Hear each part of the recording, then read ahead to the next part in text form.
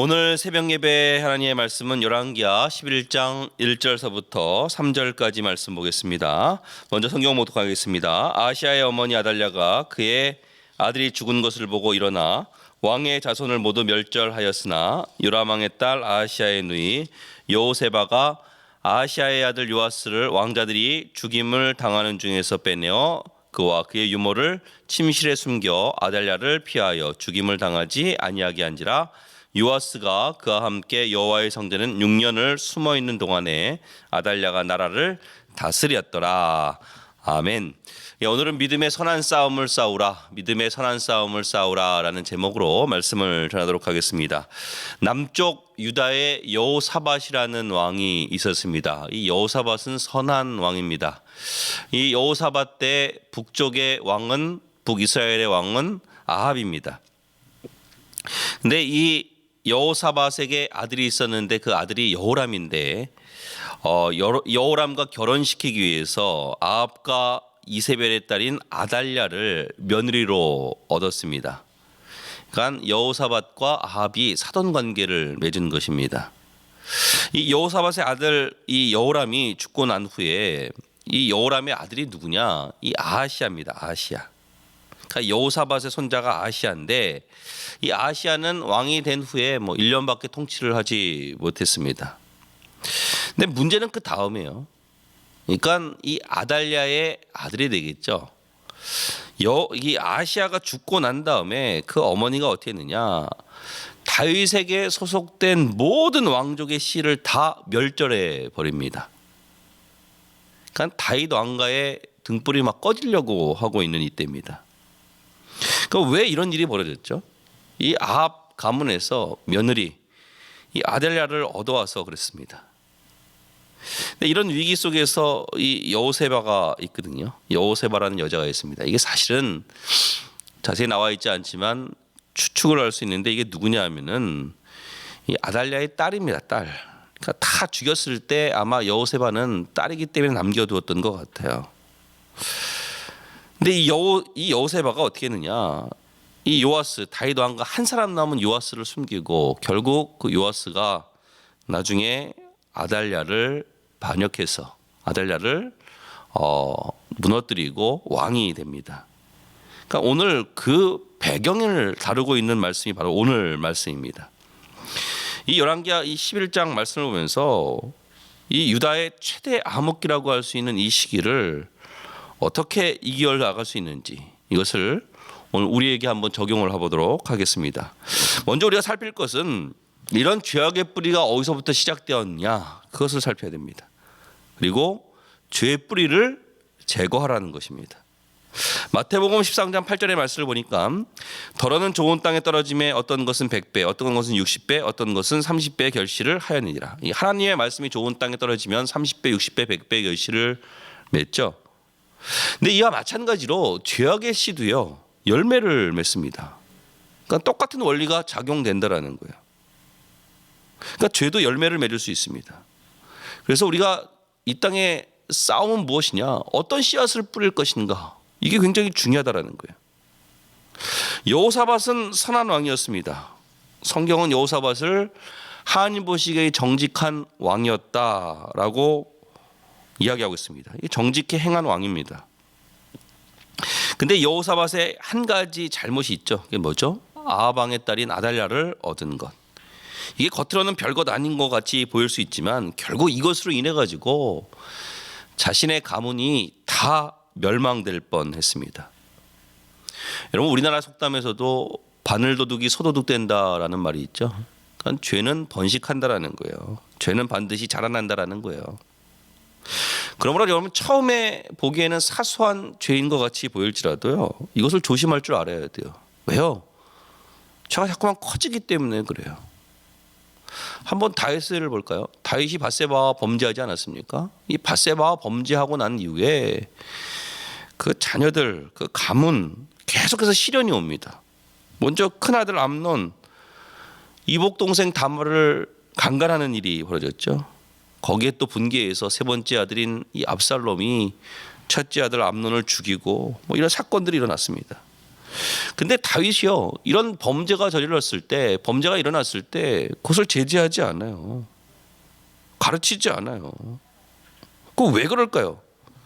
생각해 보니까 자기도 죄를 지었거든요. 자기도.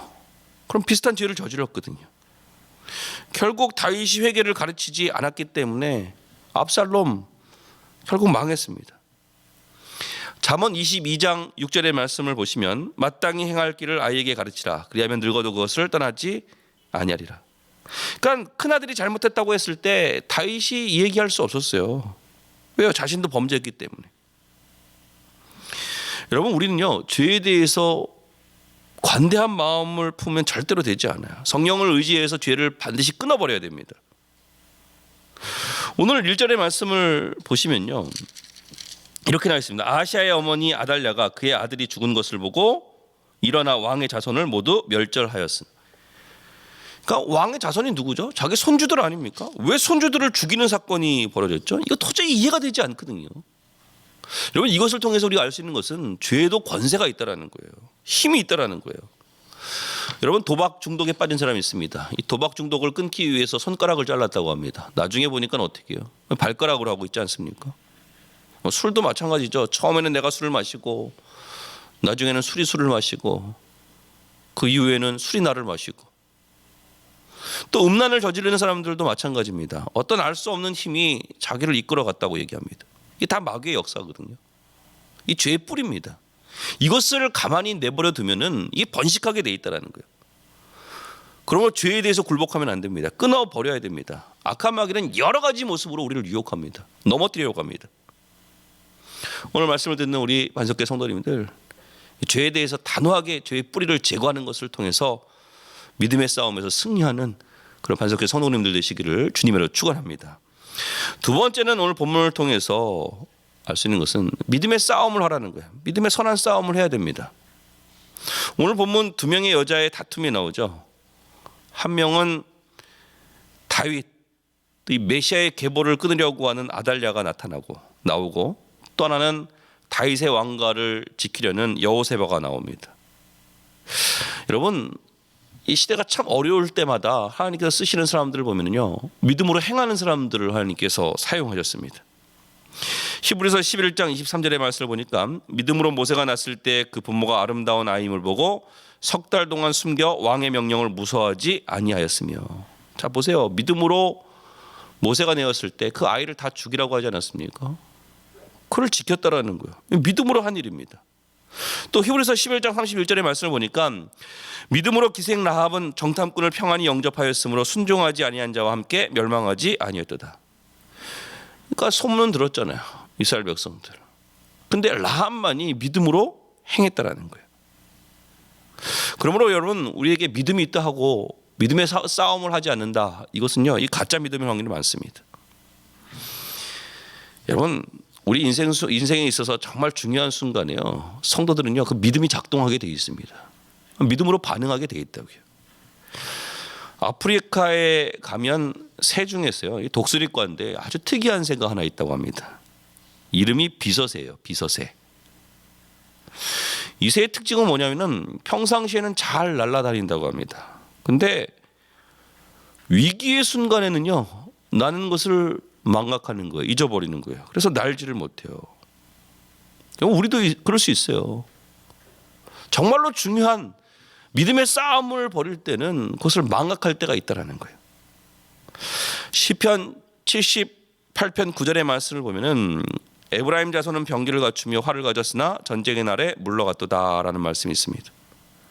정말로 대적을 앞두고 온 이스라엘이 힘을 합쳐서 싸울 때 이 에브라임 지파는요, 전쟁의 날에 그 전쟁을 피해서 물러갔어요. 결정적인 싸움을 해버릴 때 도망갔다고요. 이 모습을 보고 하나님께서 분노하시죠.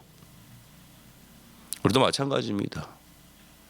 믿음의 싸움을 벌일 때가 있습니다. 두려워하지 마시고 하나님을 의지하고 믿음의 선한 싸움을 하십시오.